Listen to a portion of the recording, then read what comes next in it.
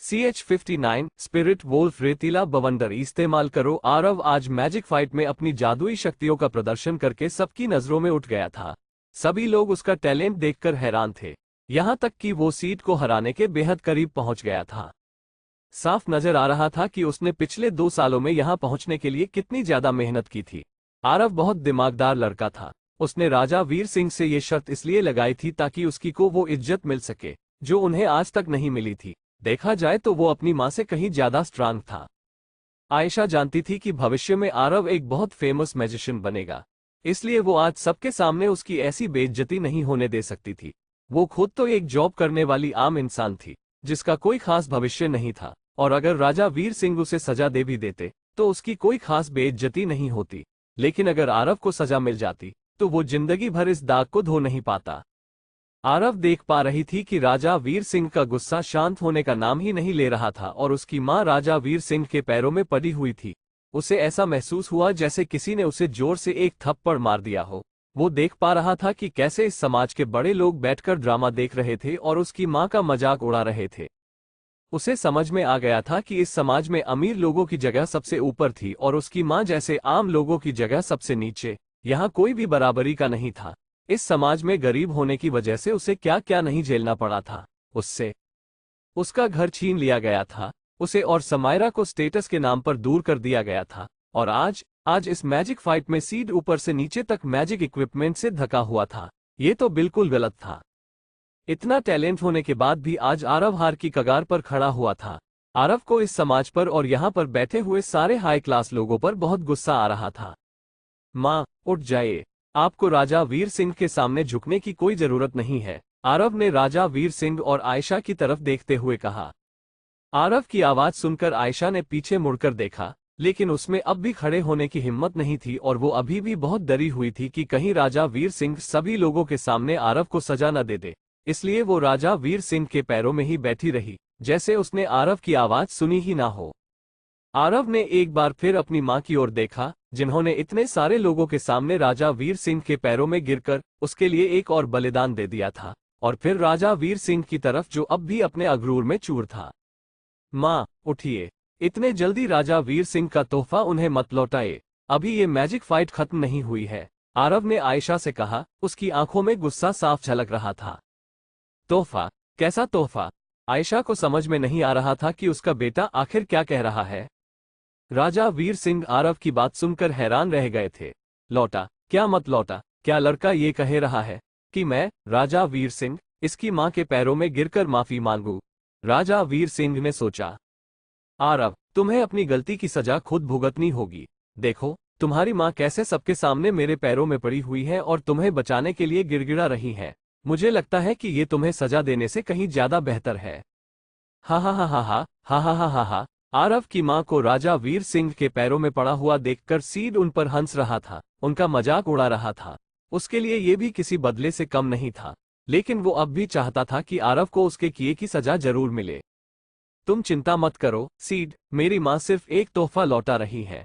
वो एक बहुत ही साधारण और ईमानदार औरत है।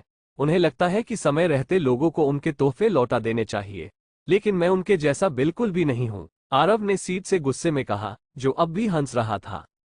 मुझे लगता है कि जब तक मैं तुम्हें हरा नहीं दूंगा, तुम तब तक शांत नहीं होगे। तो ठीक है, मैं पहले तुम्हें एक बर्फ की मूर्ति में जमा देता हूं, फिर जो कुछ भी यहाँ पर होगा उसके बाद तुम पूरे शहर में अपनी शक्ल दिखाने के लायक नहीं बचोगे, और उसके बाद आशा करता हूं कि तुम और तुम्हारी माँ इस शहर से हमेशा के लिए चले जाएंगे। देखते ही देखते सीड अपना स्टार पाथ बनाने लगा था और जादुई कवच होने के कारण उसे अब आरव की फायर रप्चर से बिल्कुल भी डर नहीं लग रहा था। वो सीड को कोई भी नुकसान नहीं पहुंचा सकता था। सभी लोग समझ गए थे कि ये मैजिक फाइट सीड ही जीतने वाला है। एक तरफ सीड का घमंड कम नहीं हो रहा था और दूसरी तरफ आरव का गुस्सा बढ़ता ही जा रहा था। शायद अगर राजा वीर सिंह आरव को अच्छे से जानते तो इस बात को यही दबा देते, लेकिन दोनों बाप बेटे ने मिलकर आरव को और ज्यादा गुस्सा दिला दिया था। आरव को अच्छी तरह से पता था कि अगर वो आज की मैजिक फाइट नहीं जीतता तो राजा वीर सिंह उसकी मां को सबके सामने सजा जरूर देते, लेकिन आरव इतना भी बेवकूफ नहीं था जो ऐसा होने देता। उसकी मां ने उसके लिए इतना कुछ किया था, कम से कम वो उनकी इज्जत तो उन्हें लौटा ही सकता था। आज सबको पता चलेगा कि एक छोटी सी चिंगारी से बहुत बड़ी आग कैसे लगाई जाती है, आरव ने सोचा। अगर एक अमीर परिवार में जन्म लेना ही बहुत बड़ी शक्ति है। हा हा हा हा हा हा हा हा हा हा हा हा हा हा हा। ये बोलकर आरव जोर जोर से हंसने लगा। अगले ही पल उसकी हंसी रुक गई थी और उसका पूरा हाव भाव बदल गया। आज तक उसका ऐसा रूप किसी ने नहीं देखा था। सब लोग बुरी तरह से कंफ्यूज हो गए थे। उन्हें अपनी आंखों पर भरोसा ही नहीं हो रहा था। अगर ऐसा है तो ये है मेरी शक्ति, अब इसका सामना करके दिखाओ, आरव ने बुलंद आवाज में कहा। क्या इन लोगों को लगता है कि मैं इतनी आसानी से हार मान जाऊंगा?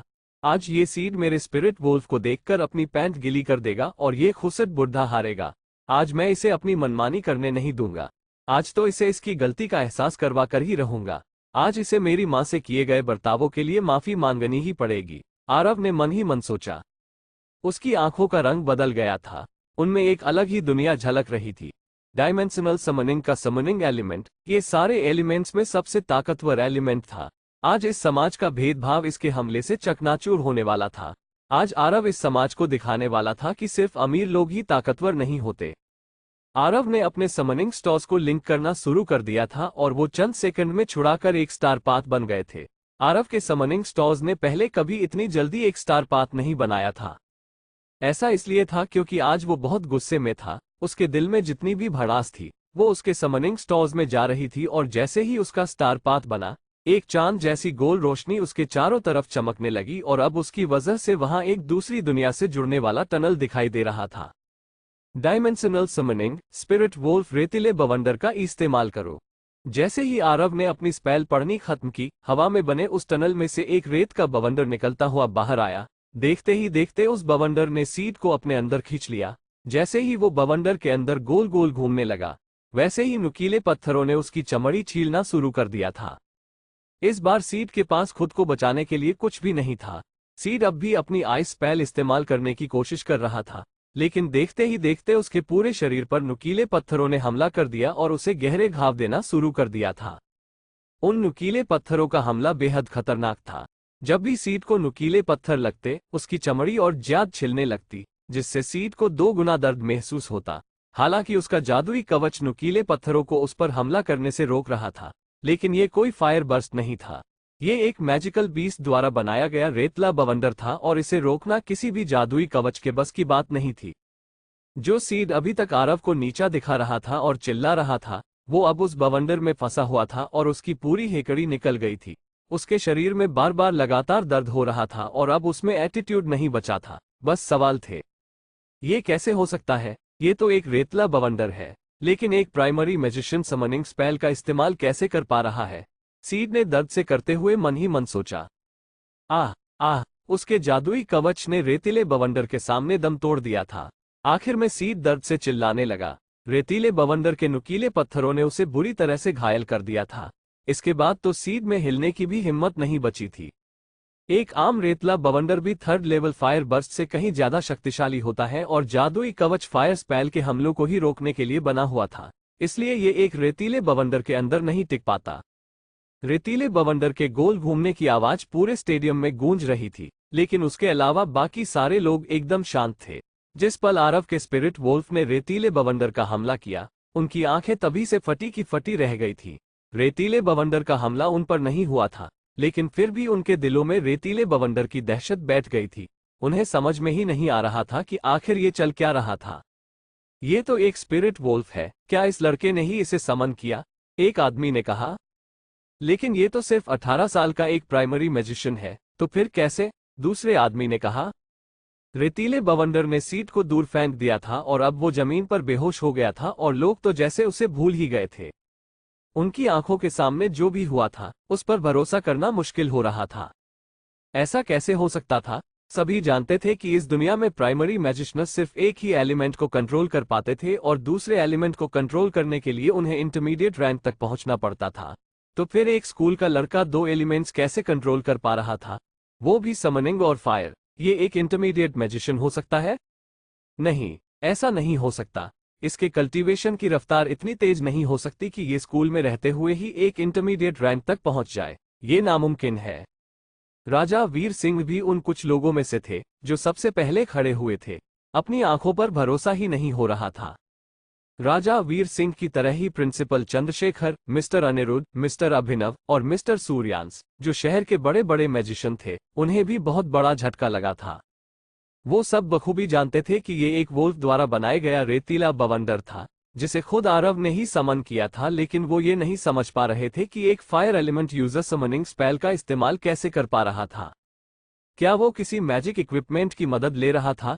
लेकिन जब उसने समनिंग स्पेल का इस्तेमाल किया था, तब समनिंग एलिमेंट का लाइट ग्रे स्टार पाथ उसके शरीर के चारों तरफ आ गया था, और ये किसी मैजिक इक्विपमेंट की मदद से नहीं हो सकता था।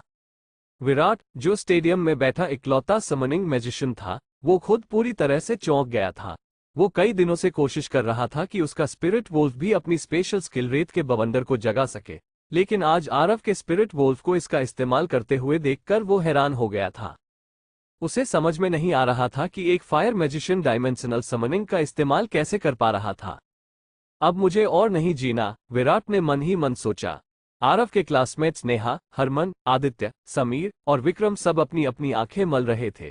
उन्हें ऐसा लग रहा था कि वो सब मिलकर एक ही सपना देख रहे हों, या फिर उन्होंने इतनी ज्यादा पढ़ाई कर ली थी कि वो सब पागल हो गए थे। पूरे स्टेडियम में एक भी आवाज नहीं आ रही थी। जैसे ही आरव, जो एक प्राइमरी फायर मैजिशियन था, जब उसने समनिंग स्पेल का इस्तेमाल किया, वैसे ही उन सारे लोगों ने जो कुछ भी पहले पढ़ा था, वो सब उनकी आंखों के सामने गलत साबित हो गया था। उनकी पूरी जिंदगी का ज्ञान आज झूठा साबित हो गया। कोई मुझे बताएगा कि आखिर ये चल क्या रहा है? एक हाई क्लास फैमिली के हेड ने आगे आकर कहा। आप सब ने भी वही देखा जो मैंने देखा। मैं पागल हो गया हूं। शहर के सारे मशहूर लोग यही सोच रहे थे। इंटरमीडिएट मैजिशियन, मुझे लगता है कि आरव इंटरमीडिएट रैंक तक पहुंच गया है। मैं तो भरोसा नहीं कर पा रहा हूं। प्रोफेसर मिश्रा एक ऐसी चीज बोल रहे थे जिस पर उन्हें खुद यकीन नहीं हो रहा था। नहीं, ऐसा नहीं हुआ है, शहर के सबसे इज्जतदार इंसान प्रिंसिपल चंद्रशेखर ने कहा। सभी लोग प्रिंसिपल चंद्रशेखर की बात ध्यान से सुनने लगे थे। सभी का मानना था कि इस घटना को इस शहर में अगर कोई समझा सकता था, तो वो सिर्फ प्रिंसिपल चंद्रशेखर थे। स्टेडियम में बैठे लोगों में जादू के बारे में सबसे ज्यादा उन्हें ही पता था, और वो ही इस बारे में कुछ बता सकते थे। आरव अब भी एक प्राइमरी मैजिशियन ही है, फिर उसने समनिंग स्पेल का इस्तेमाल कैसे किया? प्राइमरी मैजिशियन के पास तो एक ही एलिमेंट होता है ना? कहीं हमसे कुछ छुपाया तो नहीं जा रहा है? प्रिंसिपल चंद्रशेखर ने एक गहरी सांस ली।